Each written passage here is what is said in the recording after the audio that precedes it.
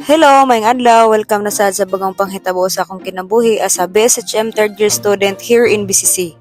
Hi, hello everyone. So for today's episode, ubanin na sad ko ninyo. Sa dua mong klase karon kay namin laboratory which is ang cake decorating. So dili nami mag-written exam, performance task na lang. Nilarga na ko ana unja niabot ra sad ko dayon sa eskwelahan kay doora man sad ni sa mong gisak-an. Gamotor na lang ko ani kay guli arang inita. Sa pag-abot na house campus damo pay tawo jutay pa mi kaayo unja wala pa sad si ma'am. So fast forward na lang naa nami ani sa laboratory gaandam og nangita nami ani sa among dekoretan nga cake or sani ba toy tawag ani nalimot man hinuon ko.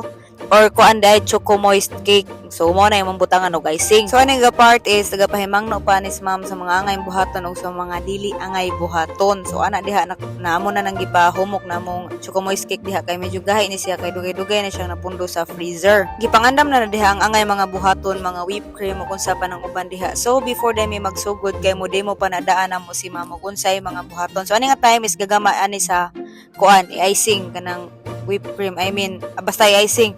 As what I said earlier nga mo di mo pa nadaan si ma'am o sa mi musugod og kanang gama dira. So mo ni ang gi mo ni ma'am no so ga icing una butag icing nya gi pa hamis-hamis dirin dapita so kita kay dili pa man ta kamao o syempre tamang tan-aw tayo dito at tamang ano. Aminado man gyud kung dili pa kay korlehero pero mo ganing eskwela ta para makamao. So syempre para makamao ug unsay gi-instruct sa maestra di syempre sundo nato og maminaw ta dirin dapita. Nya ga video lang punta kay para ma-record na to ba nya ma-recall na ma-review ana. So kini bitong paggamag cake no ug tan-awon pertirang sayo na pero kita na mulihok baw lang abtan tagpila ka kami anin abtan jud mig 5 ka oras aning ginama pinahamis aning iyang kilid-kilid bitaw sayo na kay tan-awon ug si mama magama or lain nga baker kana makita sa Facebook pero kita na tay magama baw lang atong luha og sipon og singot nagdungan wrong.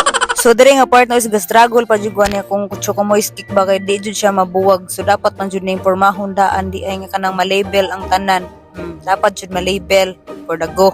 Kunya kay murag nabantayan naman jud diri dapitan ni ma'am nga murag grabe na ang ka-struggle mo tong nidugol siya diri kitabangan ta para ma-porma niya tong choco moist cake. Dayon nato na nang gibutangan diha og icing. So mao na ni ang grabe ka exciting part nga grabe jud namong dugayang nahuman aning hamis-hamis aning mananapa ni kay grabe ka dugay pero sila mga pertiran dali saon na ba ni tanaw ni mga porma na mo diri nagkayamukat nagkabulingit pero laban lang pero mo to gyud ko nang istorya nga it takes time practice no ay practice makes perfect di ay no so ug kanunay ni nato gama ug kanunay ni natong buhat syempre ma-perfect na jud and after pila ka oras 5 hours siguro dara murag nahuman na jud mi anig light kay nakakita na jud tanig porma sa atong mga cake no pero struggle pag kaayo pagbutang og reset ani kay di lagi ta kamao unya mao na ni ang final look di ba syalan pero grabe ang kakuan ang ka-struggle mo na muna ani pero sige lang basta para sa grado din for the go so after ana nanguli nami kay na poy batch to nga ni Poli.